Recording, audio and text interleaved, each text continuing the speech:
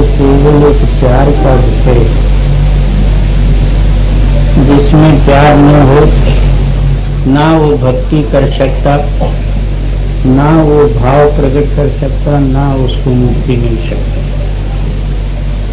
बाकी जितने उस मालिक को मिलने के लिए साधन हैं, कोई ज्ञान, वैराग्य, उपासना, कर्मकांड, जप, तप वगैरह, ये केवल बुद्धि का हट और बुद्धि निग्रह का विषय है और संत मत या भक्ति योग या प्रेम योग के ऊपर अवलंबित है। तो मालिक और इसका प्रेम और प्यार ऐसा होना चाहिए, या गुरु जो है अपने शिष्यों के साथ इस तरह प्रेम रखते हैं जैसा माता अपने बच्चे के ओर प्यार करती है। हमेशा यही चिंतन रहता माते के हृदय में, आज मेरा बच्चा खाया नहीं, इसका कारण क्या, वो किस तरह खाएगा और उसका पेट भरेगा और वो संतुष्ट रहेगा। बच्चा संतुष्ट देख के माता भी खुश रहती। इस तरह जो है गुरु शिष्यों का अभ्यास और साधन और अनुभव देख के खुश होते। कहते हैं कि एक जो है ये संसार जाल और माया बंधन से एक भी जीव निकले तो उनके लिए जो है बड़ाई और तारीफ और महिमा अवर्णनीय होता। महाराज जी आप खुद फरमाते थे, एक जीव को नाम मिल जाता है या कोई नाम दिलाते हैं, उनको 1 कोट गौदान का पुण्य प्राप्त होता है। समझो कि इतना जो है काल का जक्कड़ और माया से अलग हो के उस मालिक के साथ मिलना, इस पुण्य की क्या महिमा है। इसलिए आप फरमाते हैं कि गुरु के हृदय में हमेशा यही भाव रहता है, मेरा शिष्य जो है इस माया के जक्कड़ और बंधन से अलग होके उस मालिक के साथ मिलाप करे। जैसा माता बच्चे की प्रतिपाल करने में प्यार रखती है, इस तरह जो है गुरु शिष्य के साथ प्यार रखता है। और विशेष प्यार का नमूना बतलाते हुए वर्णन करते हैं, जैसा मच्छी पानी के साथ प्यार करती है, इस तरह जो है गुरु शिष्यों का प्यार, उसी का नाम गुरु शिष्य ऐक्य, उससे जो है दुनिया आप ही आप जो है अलग हो जाए।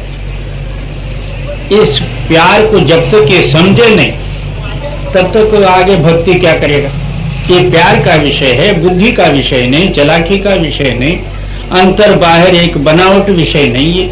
जी माता प्रीता करे पुत खाए, मीने प्रीत भई जलनाए।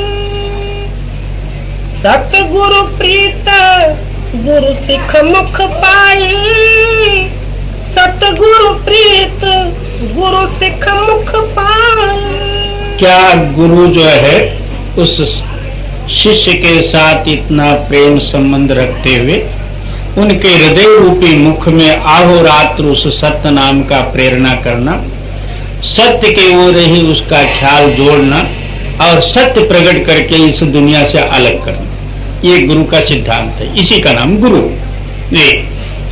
ते हर जन हर मेलो हम प्यारे, जिन मिलिया दुख जाहि हमारे। प्रार्थना करते हैं कि हे मालिक, ऐसे जो है हर जन और मेरे प्यारे जो हैं उनका मिलाप कर दो, ताकि मेरा दुख निवृत्त हो और परम गति प्राप्त हो। ते हर जन हर मेलो हम प्यारे, जिन मिलिया दुख जाहि हमारे।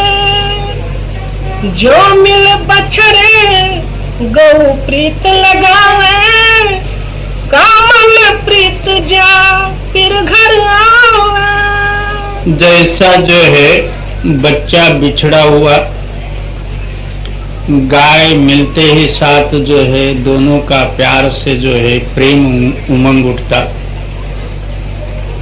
और इसी तरह जो है स्त्री और पति का जो है वियोग हुआ हो, अकस्मात मिलाप होने से जो प्रेम संबंध होता, इस तरह जो है गुरु और शिष्य का मिलने से इसके अंदर का जो प्रेम जागृत होता, इसका नाम प्यार है। और ऊपर दिखावा भक्ति मर्जी जितना कर लो, अंदर प्यार न हो तो क्या कर सकते, उसमें रस रुचि नहीं रहेगा जी। जो मिल बछरे गौ प्रीत लगावे, कामन प्रीत जा फिर घर आवे।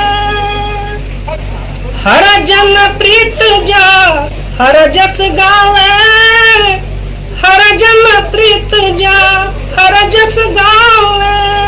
हर जन कहते हैं भक्तों को, मालिक के प्यारे। उनका प्यार किसमें रहता है? उस मालिक के गुणानुवाद, नामस्मरण, ध्यान, चिंतन, अंतर्मुख उस मालिक को मिलने में, यही प्यार है। अनादिकाल से ये आत्मा उस मालिक से वियोग होके इस माया के संबंध में आके दुख भोग रहा। जब गुरु आके इसके अंदरूनी रास्ता खोल के उस मालिक के साथ मिलाप करे, गुरु के साथ कितना प्रेम होना चाहिए, इसका कोई बयान हो सकता नहीं। सारंग प्रीत बसे जलधारा, नरपति प्रीत माया देख पसारा। सारंग कहते हैं चात्रक। चात्रक पक्षी का प्यार स्वाति नक्षत्र के साथ और पानी के साथ रहता। और नरपत नाम राजा, राजा का प्यार होता है माया के साथ संबंध। इस तरह गुरु शिष्य का प्यार दोनों का संबंध रहता है, गुरु के साथ शिष्य का, शिष्य के साथ गुरु का। सारंग प्रीत बसे जलधारा, नरपति प्रीत माया देख पसारा। हर जन प्रीत जपे निरंकारा, हर जन प्रीत जपे निरंकारा। क्या निरंकार रूपी जो है उस मालिक का नाम या मालिक का रूप और अनुभव में उनका प्यार है। दूसरे कोई ख्यालात उनके हृदय में नहीं उठते, मन नहीं लगता मेरा जो है ऐसा होता वैसा। इसका कारण ये कि हमारा हृदय मलिन है, शुद्ध नहीं। जी। नर प्राणी प्रीत माया धन खाटे, गुरु सिख प्रीत गुरु मिले गलाटे। कहते हैं कि जितने नर प्राणी हैं इनका प्यार किसमें है? माया का द्रव्य, माया सुख प्राप्त करने में अहोरात्र लगे हुए। और गुरु शिष्यों का प्यार किसमें है? गुरु चरणों के अंदर में, गुरु चरणामृत पान करने में अहोरात्र गुरु ध्यान में मग्न है। उनका प्यार उससे जुड़ा है, इनका प्यार इससे जुड़ा जी। गुरु सिख प्रीत गुरु मिले गलाटे, जन नानक प्रीत साध पग चाटे। आप फरमाते हैं कि मेरा प्यार किसमें है? साधुओं का चरण धूलि में। अहोरात्र साधुओं का चरण मेरे हृदय से न भूले, यही मेरा प्यार जी। गुरु सिख प्रीत गुरु मिले गलाटे, जन नानक प्रीत साध पग चाटे। गुरु और नाम भक्ति शब्द तीसरा। गुरु बिना कौन उबारेगा, नाम बिन कौन सुधारेगा, नाम बिन कौन सुधारेगा। अनादिकाल से अज्ञान रूपी अंधकार या संसार रूपी सागर में पड़े हुए जीवों को कौन उद्धार कर सकता? दिन रात माया का चिंतन, दिन रात जो है माया के वशीभूत होते हुए खोटे कर्म करना, फिर आखिर जो है उसी पाप के अंदर में अपने शरीर को छोड़ना, फिर 84 का भागी होना। इस जीव का जो है उद्धार कौन कर सकता? एक गुरु ताकत ऐसी है कि इन जीवों पर दया करके इस संसार रूपी बंधन या सागर से पार उतारने की हामी लेने वाली वही एक शक्ति है जो गुरु। वो क्या कहते हैं कि भाई आपके अंदर में उस मालक ने पहले से ही मालक को मिलने का रास्ता रखा हुआ है।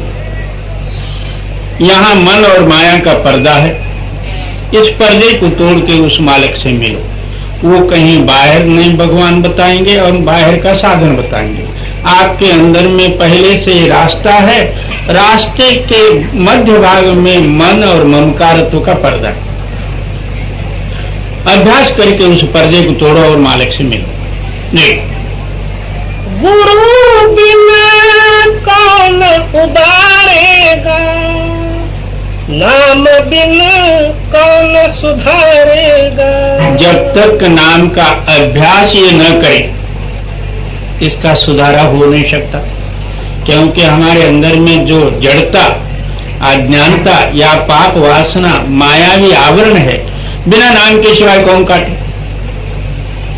जी, भजन बिना कौन निस्तारेगा, शरण बिना कौन संवारेगा, शरण बिना कौन संवारेगा। जब तक ये भजन करेगा नहीं, यानी गुरु के कहने पर नहीं चलेगा, तब तक इसका निस्तारा कैसा होगा। मोटी बंधन जगत के गुरु भक्ति से काट, झिने बंधन चित्त के कटे नाम प्रताप। वो लाइन है, मगर हम जो है अपने मन के अनुसार उस लाइन को समझना, उसके अनुसार चलते रहना, अपने आयुष्य को बर्बाद करना। कहते हैं कि गुरु के साथ प्रेम संबंध रखते हुए आप नाम का अभ्यास करो। आपके अंतस्करण में जो संकल्प विकल्प आदि जो सूक्ष्म उठते हैं, उसके बदले में नाम का याद करो। बाहर का अंतर का संकल्प दूर हो जाएगा, बाहर का बंधन तो अलग हो जाएगा।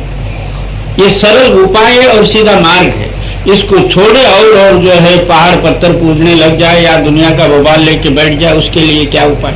और भजन बिना कौन निस्तारेगा, सरल बिना कौन संवारेगा। जब तक आप भजन नहीं करोगे तब तक अंतस्करण के अंदर में जो दोष है वो दूर नहीं हो सकता। और जब आपके दोष दूर हो जाएंगे तब आप अनन्य भाव से शरण जाओगे। अभी तो जो है हमारी शरण मालिक ही जानता है कैसा है। शरण का मतलब ये नहीं है कि बाहर से कोई ना कोई इधर उधर जो है हाथ पड़ा पैर पड़ा, या तो खाना खिलाया आप खाया, इसका नाम शरण नहीं। शरण वो चीज है आप न रहे। जी, बिरह बिना कौन पुकारेगा, दर्द बिना कौन चितारेगा। जब तक सच्ची बिरह आपके अंदर में उदय नहीं होगा, प्रकट नहीं होगी, तब तक जो है अज्ञान रूपी अंधकार पाप दूर नहीं हो सकता। उस विरह रूपी आग से सारे पाप जल जाते हैं। और दर्द बिना कौन चितारेगा। वो विरह का दर्द जब होगा, आपका आत्मा शुद्ध हो जाएगा, निर्मल होगा, कोई पाप नहीं रहे। बिरह बिना कौन पुकारेगा, दर्द बिना कौन चितारेगा, दर्द बिना कौन चितारेगा। शब्द बिना कौन सिंगारेगा, संग बिना कौन निहारेगा। जब तक जो है इसके अंदर में सच्चा शब्द की प्रगटता ही नहीं होगी, तब तक इसके अंदर में अनुभव या अंतरूनी नजारा प्रकट नहीं होगा। इसके अंदर में क्या चीज है, जब तक शब्द रूपी चाबी नहीं मिलेगी तब तक इसको देख नहीं सकता, ना अंदर जा सकता। अंदर ले जाने वाली ताकत शब्द है। जब तक शब्द नहीं प्रकट होता तो ये अंदर जाए कैसा। शब्द बिना सुरत अंदरी, कहो कहां को जाए। जब तक शब्द प्रकट नहीं होता इसका जो है अंदरूनी रास्ता खुलता नहीं। ना ये ऊपर जा सकता। और शब्द बिना कौन सिंगारेगा, संग बिना कौन निहारेगा। जब तक इसका चित्त शब्द के साथ संग यानी स्पर्श नहीं करेगा तो देखेगा कौन? जी, काल को कौन गारेगा, कर्म किस भात हारेगा, कर्म किस भात हारेगा। जब तक अंतरूनी रास्ता न खुले, इसका चित्त शब्द के साथ मिलके शब्द रूप न हो, तब तक जो है कर्म रूपी बंधन ही काल है। इसकी क्रियात्मक शक्ति या मायावी कर्मों का जो है आसक्तताई इसके अंदर में जो है वो उसी कर्मों में प्रवृत्त रहेगी। जब अंदरूनी कर्म दहन करने की शक्ति शब्द प्रकट हो जाए तब जो है इसके सारे कर्म दग्ध हो जाएंगे। फिर काल इसको कौन किस चीज को पकड़ सकता? जैसा आप जो है एक रानी बाग देखने के लिए गए, वहां कोई चीज स्पर्श नहीं करोगे तो खुशी से देखभाल करके घर को आओगे। वहां जाके कोई ना कोई चीज उठाओगे तो पकड़ेंगे। इसी तरह ये पंचभौतिक सामग्री जितना है, दिखने वाले या तो अगम्य हेतु स्वर्ग वैकुंठ आदि की, ये भी सब माया का ये सामान है। जब तक इनको पकड़े हो तब तक जो है आपको काल पकड़ा है समझो।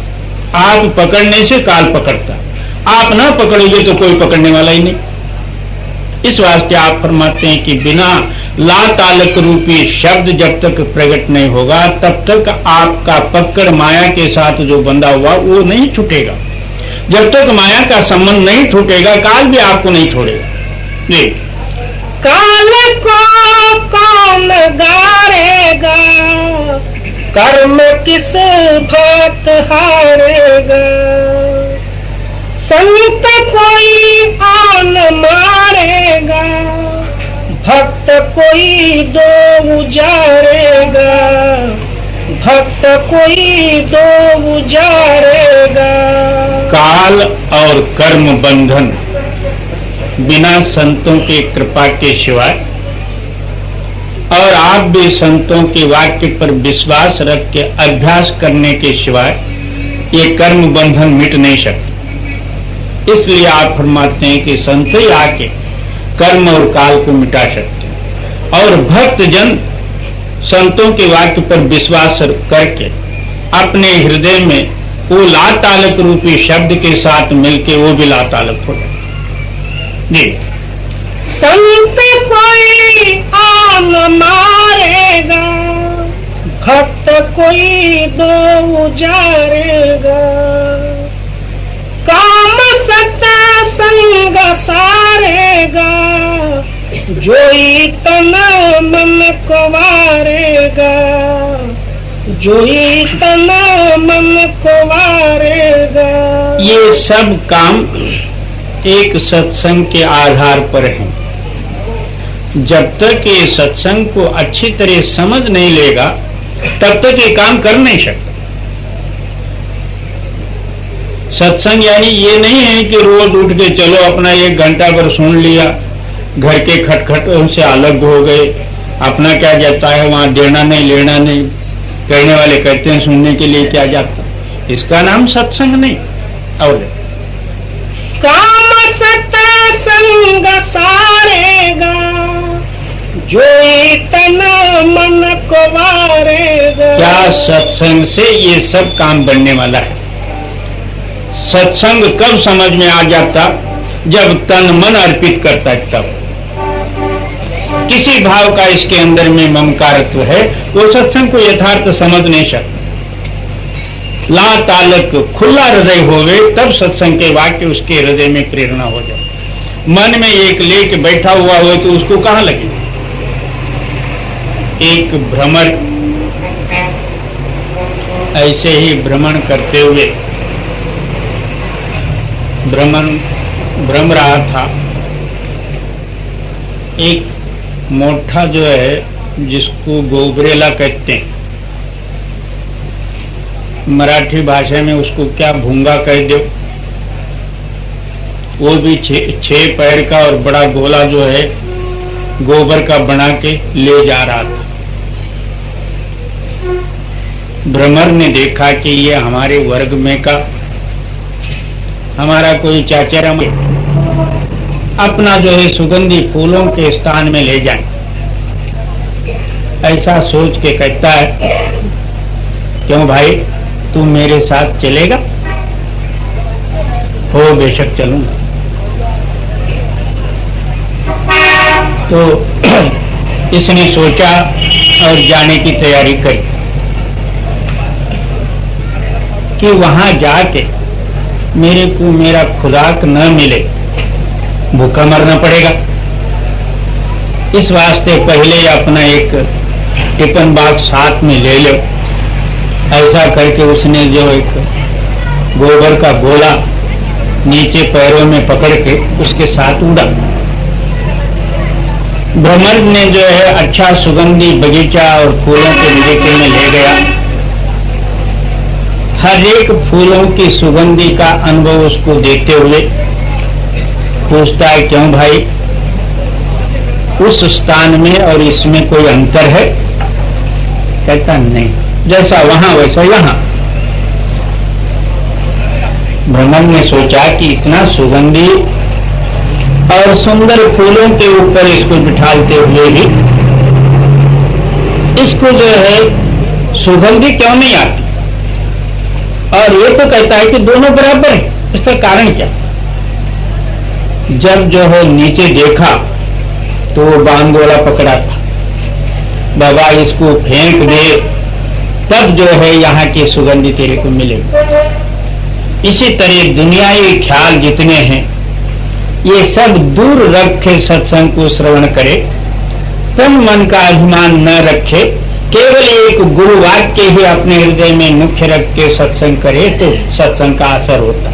हम गट्ठड़ बांध के लाए और वही गट्ठड़ से सुने तो फिर अंदर एक शब्द भी नहीं उतरा तो फिर क्या सत्संग? और काम सत्संग सारेगा, जोई तन मन को वारेगा, जोई तन मन को वारेगा, सोई निज नाम धारेगा, जगत को आन तारेगा, जगत को आन तारेगा। क्या उसी को जो है उस निज नाम का जो है प्राप्ति होता। जब तक नाम का कीमत देना नहीं जानते हो तब तक नाम मिलेगा कैसे?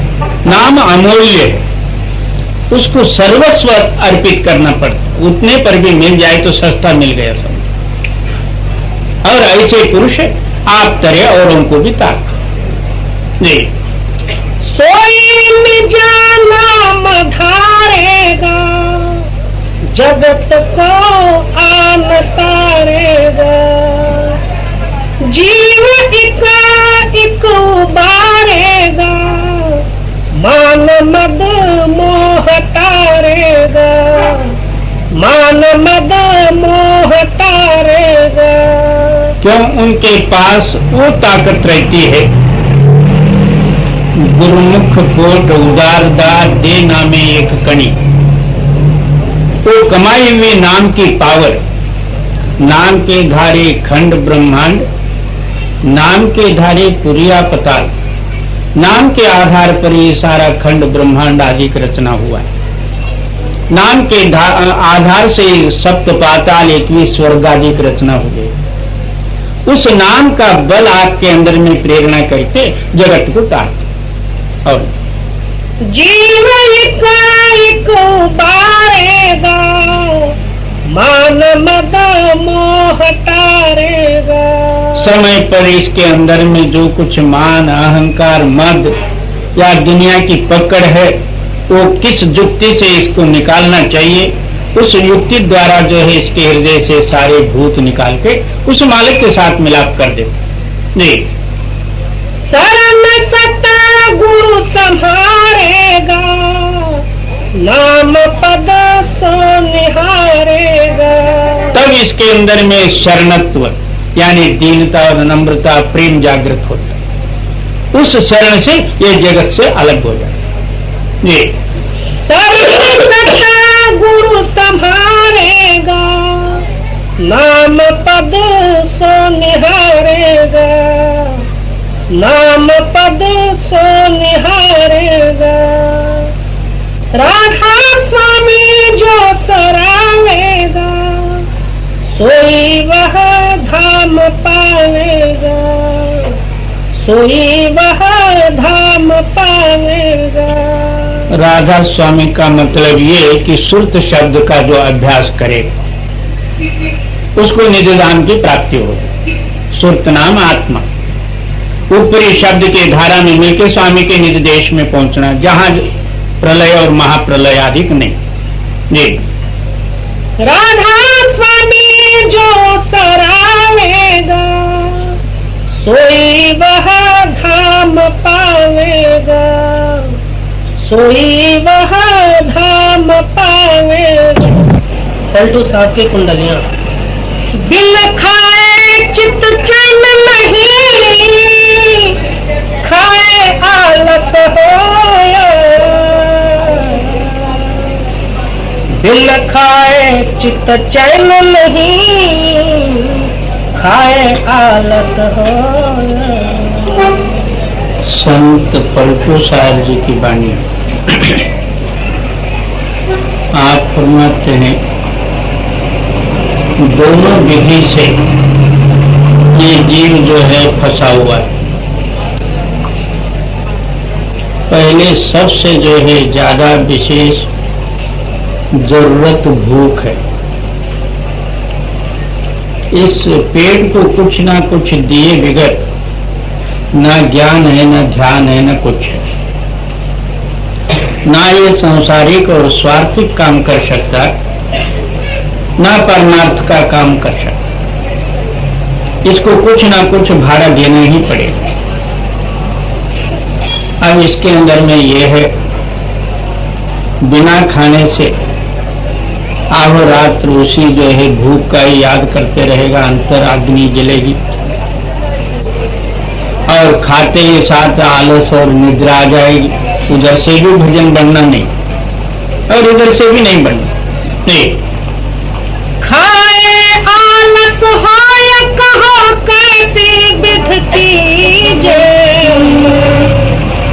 दो विधि से विपत दोष का को हम दीजे। क्या दोनों तरफ से बंधन है। खाने से आलस निद्रा तैयार होता है, न खाए तो भूख सताती। अब किसको जो है मैं दोष दूं? जो दोष है मेरे पेट में है। नहीं, खाए आलस होय कहो कैसी विध कीजे, दो विधि से विपत दोष का को हम दीजे। मन बैरी है बड़ा कहे में अपने नहीं,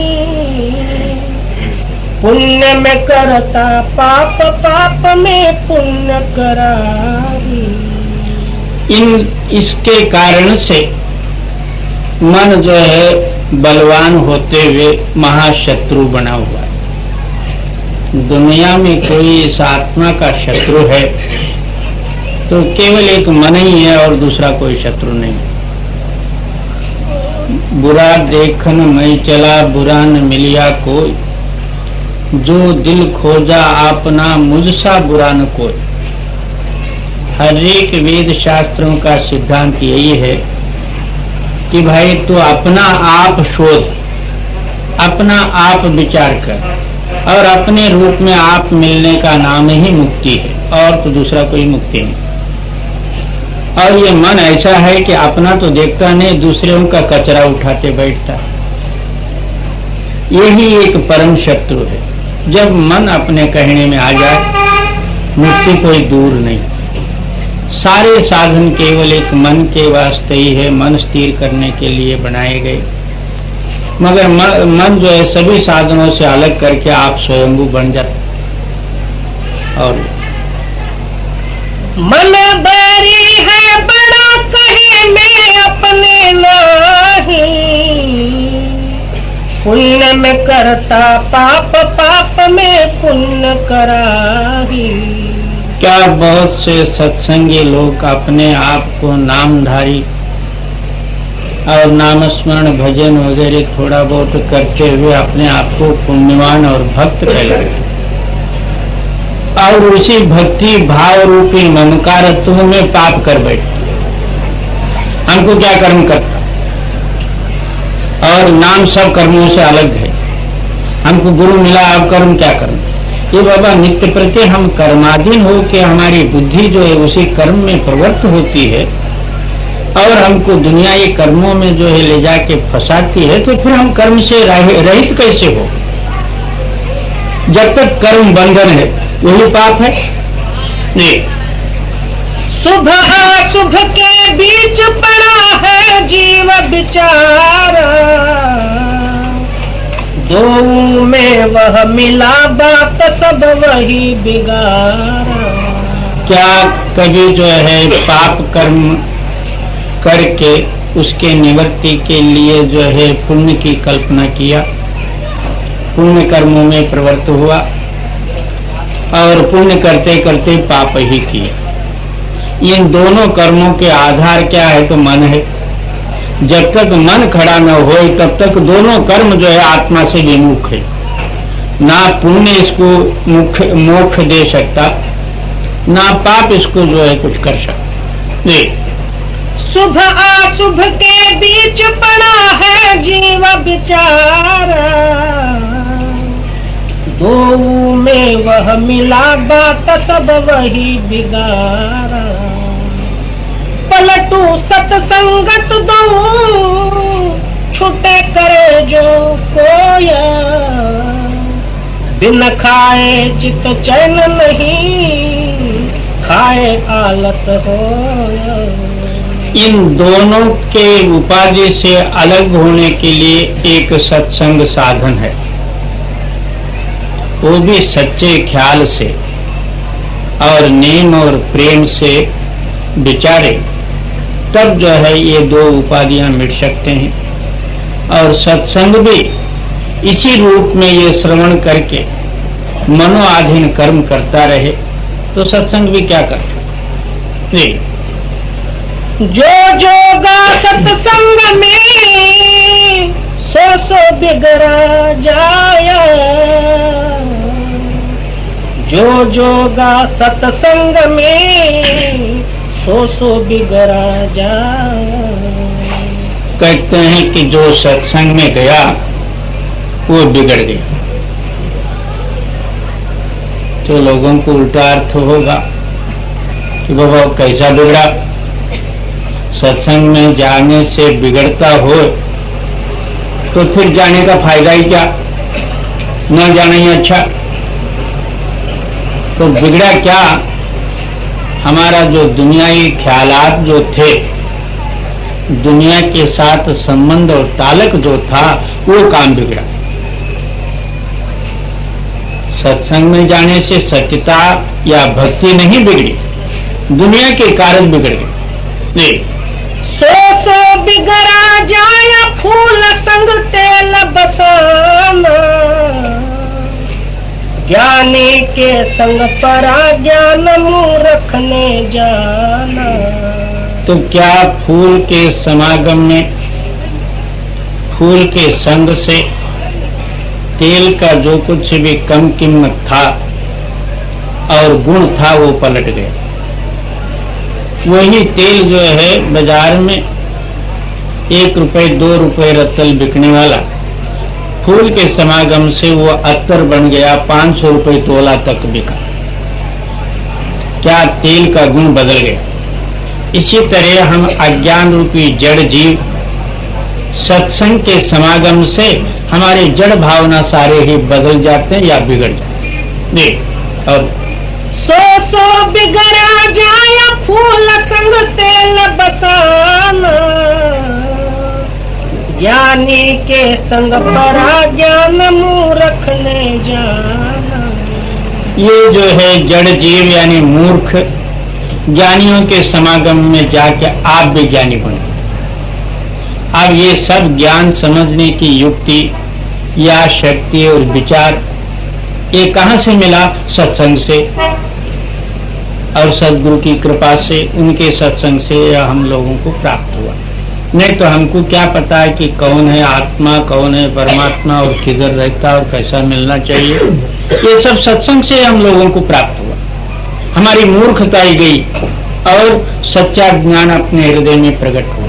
जी, पारस के परसंग बिगर गा लोहा जाई, लोहा से भाकनक अपनी जात गवाई।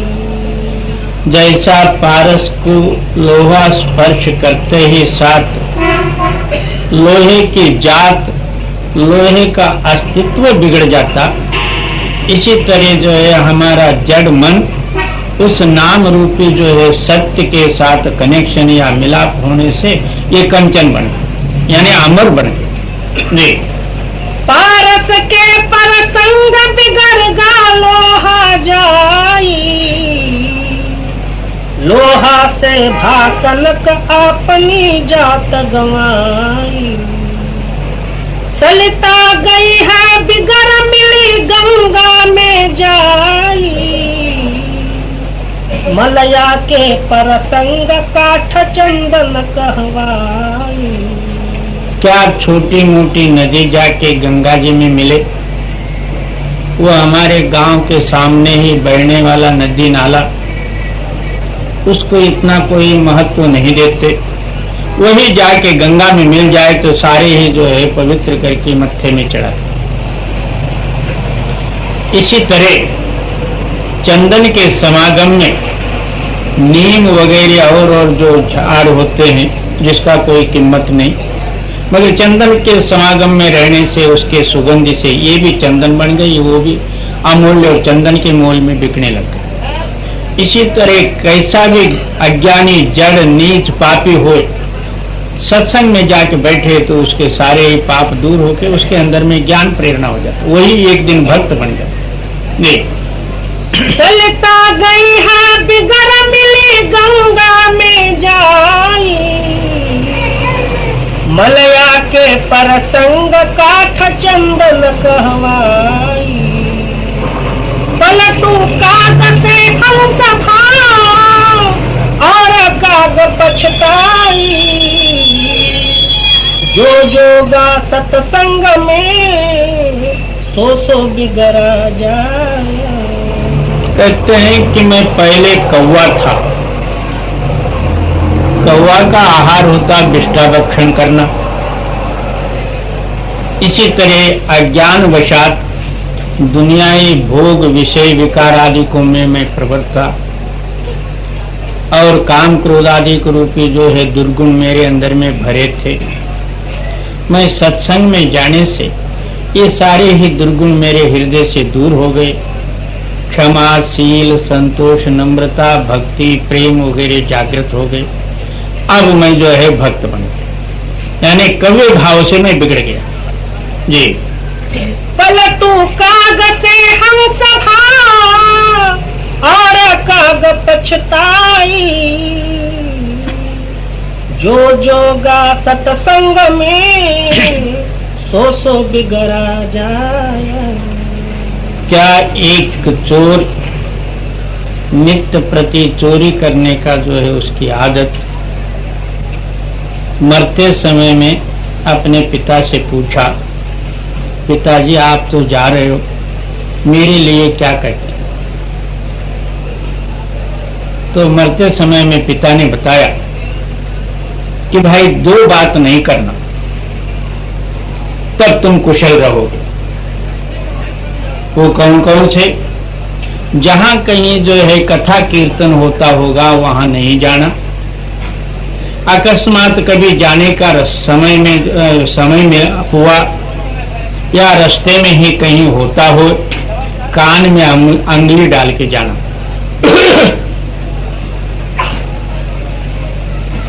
और दूसरा, चोरी करके कदापि कबूल नहीं होना। ये दो बात जो है तू नक्की कर लेगा, तू मेरा वंश वाला और सच्चा मेरा लड़का, आगे के वास्ते तू सुखी रहे। ये दो बातें बता के बाप मर गए। कुछ दिन के बाद ये चोरी करने के लिए जा रहा था। रास्ते में कहीं जो है सत्संग या सत्य कथा प्रवचन हो रहा था। इसने सुना कि मेरा बाप तो कहा है कहीं कुछ सत्य कथा कीर्तन कथा वगैरह होता होगा, वहां सुनना नहीं। इसका मतलब क्या? और वहां जाके मैं कान में अंगली डाल के खड़ा होऊंगा, सुनूंगा तो नहीं, मगर वहां जाऊं तो सही।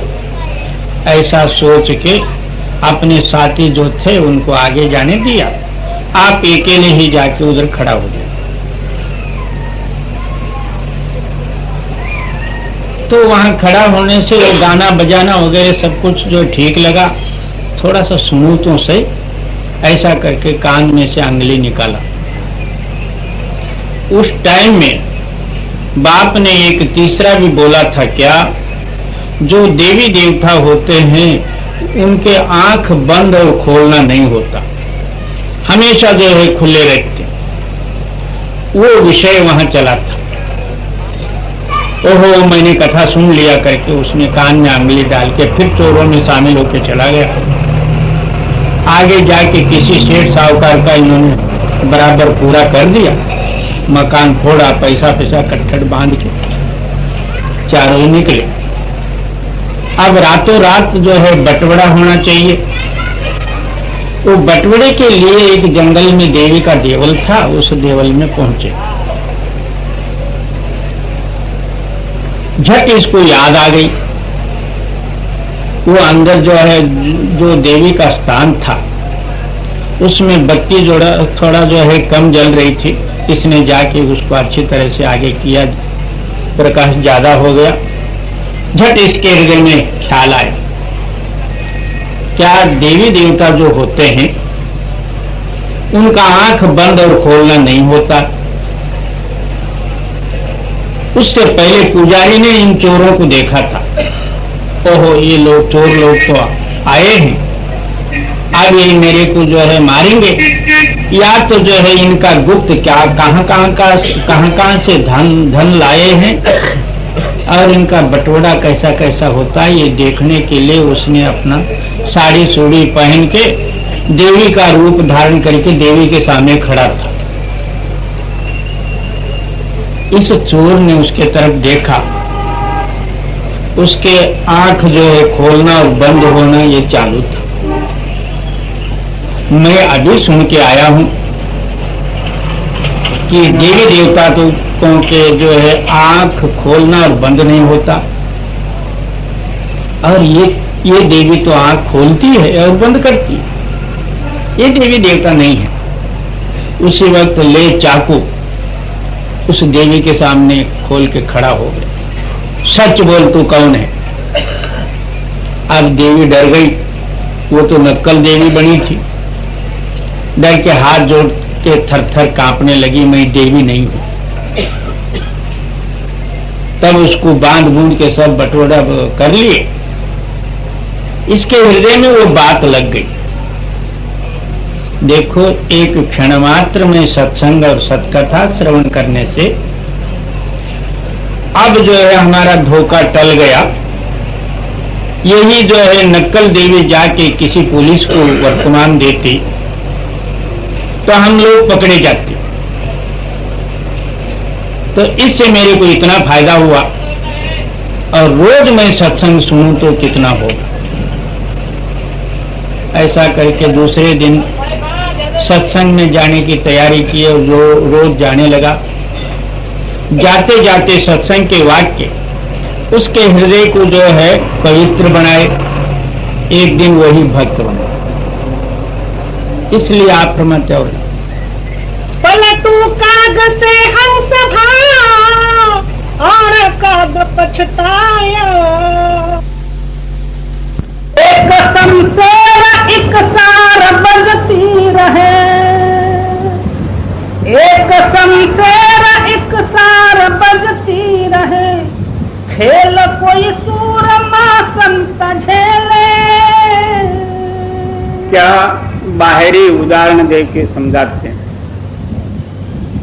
जिस तरह सूर पुरुष हमेशा यानी शमशेर यानी तलवार हमेशा वो चलाते ही रहे और शत्रु के मार से बचने के लिए एक हाथ में जो है ढाल वो भी पकड़ते ही रहेगा, जागृति में रहेगा, दूसरे का मार भी न पड़े और अपना हाथ जो है हमेशा जो है शत्रुओं के ऊपर चलाते रहे। ये तो जो है बाहरी उदाहरण हुआ। इसी तरह हमारे अंदर में मन की पलटन इतना भरी हुई है, बाहरी पलटन तो किसी काम का नहीं। बहुत से लोग आजकल की जो है लड़ाई की तारीफ भी करते हैं, शस्त्रास्त्रों का भी जो है बहुत महिमा भी करते हैं। सोते सोते बम फेंका और चला गया, सारा नाश हुआ। इससे भी जो है जबरदस्त आपके अंदर में गुप्त शत्रु, उनके बाम इतने जोर से हैं 3 लोग से परे से भी बाम आते हैं और सप्त पाताल के नीचे भी चले जाते हैं। ये जो है मन का संकल्प विकल्प बाम है और ये संकल्प विकल्प जो है हमारे आहोरात्र हमारे हृदय में चालू रहते हैं अविश्य भर। इस सेना के साथ लड़ना ये संत और साधुओं का काम है। जिस तरह अपने शत्रुओं के मार से बचने के लिए ढाल पकड़ा हुआ रहता, इसी तरह हमारे हृदय के अंदर में भूल न आवे, दुनियावी वासना न उठे और उसको मारने के लिए जो है नामस्मरण रूपी खड्ग हमेशा चलता रहे, तब जो है इसके हृदय में चोर या शत्रु घुस नहीं सकते। जी, एक शमशेर एक सार बजती रहे, खेल कोई सूरमा संत झेले। क्या ये खेल जो है ये लड़ाई कोई बिरले संत जन कर सकते, नहीं तो सब जीवों के ऊपर 3 अवस्था लदे हुए, जागृत स्वप्न सुषुप्ति। सुबेरे उठते ही साथ स्नान ध्यान तो किधर रह गया आजकल। पहले शुरू अंदर स्नान होता चाह से, उसके बाद में खाना पीना ये शुरू हुआ जागृत अवस्था में। शाम तक पैसा कमाने के लिए चाहे कितने ही झूठ तूफान वगैरह सारा बना के जो है गट्टड़ बांध के घर को आता। उसके बाद में खा पी के सोया, भोग और निद्रा में रात गमाई और सपना भी गया। तो इस तरह हमारा हृदय भूल और अंधकार से आच्छादन है, इसके अंदर में जागृतता ही कहां से हो। इस तरह 2 संत महात्मा वर्णन करते हैं, आहोरात्र अपना हृदय में जो है जागृत रहना, स्मरण रूपी शस्त्र लेके जागृताई से खड़ा हो, तब जो है ये काम बढ़ने वाला है। जी, काम दल जीत कर क्रोध पैमाल कर, काम दल जीत कर क्रोध पैमाल कर, परम सुख धाम तह सुरत मेले। पहले काम को जीतना है, सबसे प्रबल शक्ति जो है काम। ये सारा ही जो जगत दिखता है एक काम का रूप है। काम न होता तो उत्पत्ति नहीं होती, इसलिए हर एक के अंदर में वो काम शक्ति प्रबल रहने के कारण से जगत की रचना होती है। इस वास्ते हर एक के अंदर में वो शक्ति प्रधान है और बलवान है, और उसका ये बड़ा भाई छोटा भाई क्रोध है। ये दोनों कामात भवती क्रोध, जहां काम होगा उसके साथ साथ में क्रोध भी होगा। इन सारों को जब जो है तू जीतेगा, तब अंदर में जो है मन स्थिर होकर उस सत्य के साथ लगेगी, तब तेरा हृदय प्रकाशित होगा। जी, काम दल जीत कर क्रोध पैमाल करे, परम सुख धाम तह सुरत मेले, शील से नेह कर ज्ञान को खड़गले। क्या शील नाम जितेंद्रत्व, उसके साथ हमेशा जो है स्नेह मित्रत्व रहने दो, और ज्ञान को खड़गले। हाँ, तो दिव्य ज्ञान रूपी जो है खड्ग यानी तलवार हाथ में ले ले जी। आय चौगान में खेल खेले, ऐसे जो सूर पुरुष है रण मैदान में जो है निडर होके जो है लड़ाई लड़ते, और जब तक हमारे अंदर में झूठ और काम वासना भी है, वो चोर है एक तरह का। बाहर से जो है सच बनना चाहता, अंदर जो है